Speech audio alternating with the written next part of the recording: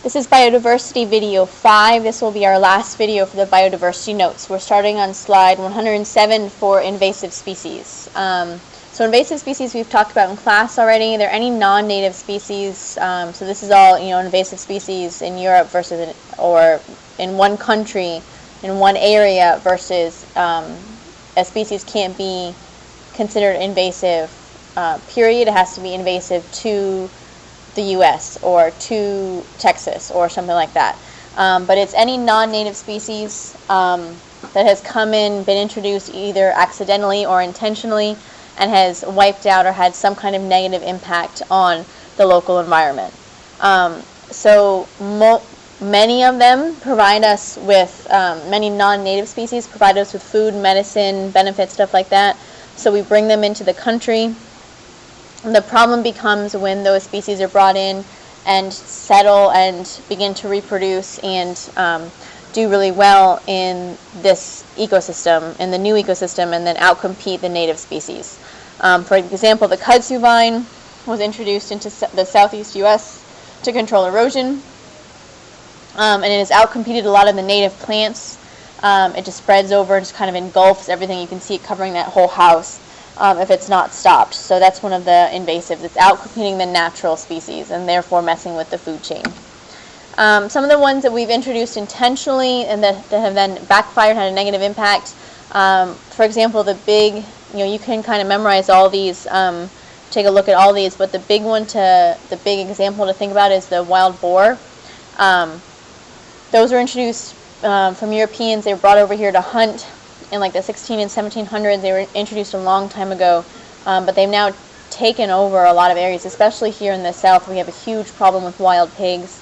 Same thing, and they just reproduce like crazy. They've outcompeted a lot of the natural native species like the deer and other grazers and stuff. Although wild boar are omnivorous.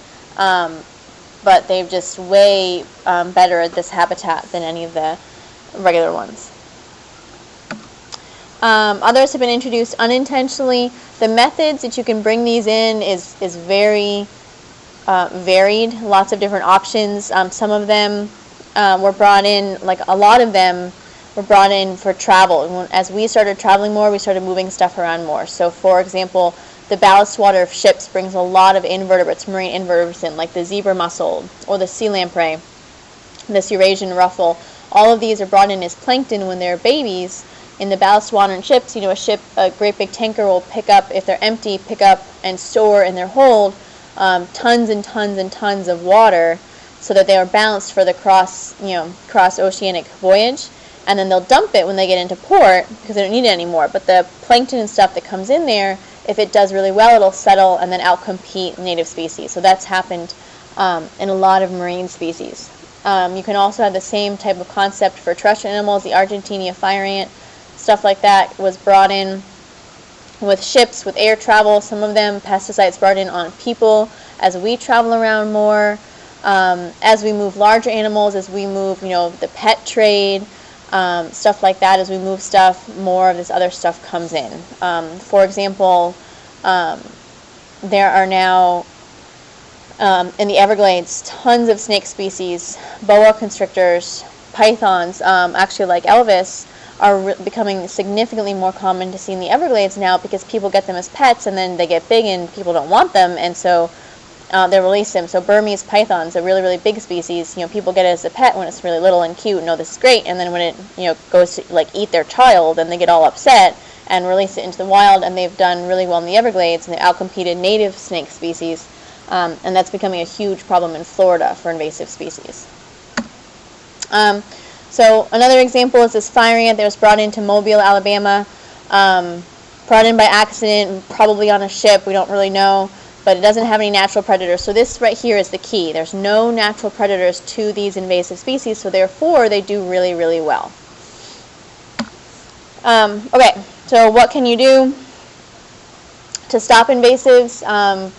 If you have animals as pets or brought in to visit or whatever the case may be, for example, the crocodile farm that we went to is incredibly careful Lots and lots of restrictions and regulations to make sure they monitor all their animals to make sure there's no escape. We don't want, one of those Nile crocodiles escaping and hanging out in Texas, because it would probably do really well. There's all this water around here. It'd outcompete the alligators, and we don't want that to happen.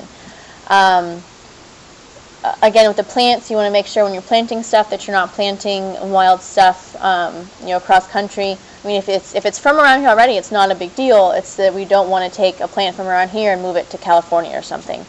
The aquarium contents is so key that we're not releasing aquarium animals, organisms, or water into natural waterways, because you just don't know what's in that water.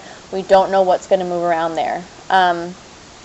When you're camping, the stuff that could have animals in it, like wood, like the live rock in the aquariums, all of those types of materials, you have to be really careful that you're using local stuff as opposed to bringing it in from somewhere.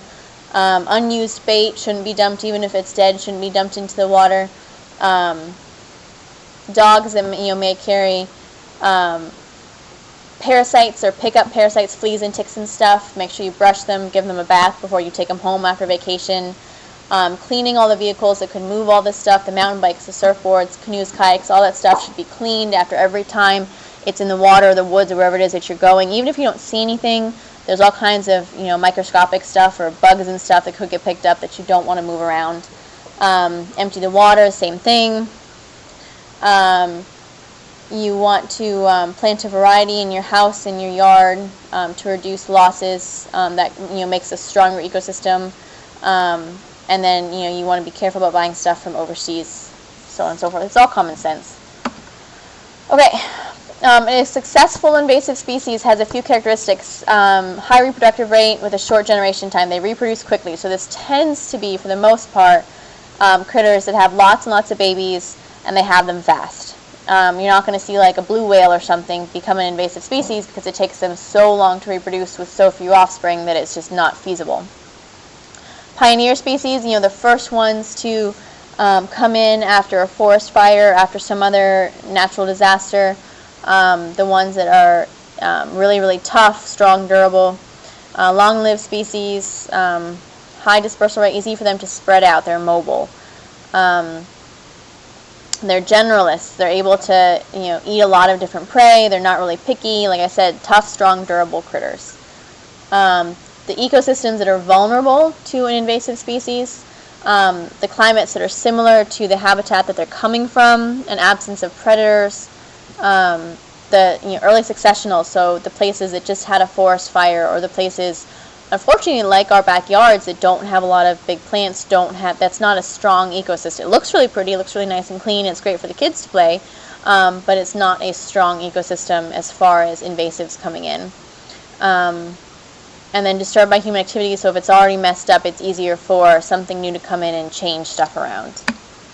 Okay, so looking at pollution in relation to endangered species and biodiversity, pesticides kill about a fifth of honeybee colonies, as an example. Pesticides kill about 67 million birds, 6 to 14 million fish, and they threaten up to 1/5 of the current endangered and threatened species list. So pesticides are a huge problem this year. DDT is one of the examples that is not really used as commonly anymore, but had a huge impact in the 70s and 80s when it was used. So, for example, even though there's not necessarily very much in the water, as it moves up the food chain, it becomes more and more and more concentrated until it gets to dangerous levels in the top of the ecosystem, the top predators. So this DDT is an example. Another example of that that's very a big problem now is mercury poisoning in marine mammals. It's happening in belugas and dolphins especially, and they are very, very toxic levels. And then we're even starting to see it in some people in Japan, the ones that are eating the dolphin and the whale species, even though they shouldn't be, are showing traces of that sickness, that mercury toxic levels. They're showing brain disease, they're showing defects, they're showing all kinds of crazy stuff because they've got too much mercury built up from eating contaminated meat. Overexploitation is where you have protected species that are killed, even though they are protective. This is, underground, the black market. They have like a rhino, for the horns, a walrus for the tusks, so on and so forth, or sold live to collectors. Every movie star has to have the freaking tiger in their bathroom. Sorry, it makes me really angry. So even though tigers are incredibly endangered in the wild, they're still sold live and collected live, and therefore become a problem. Predators and pests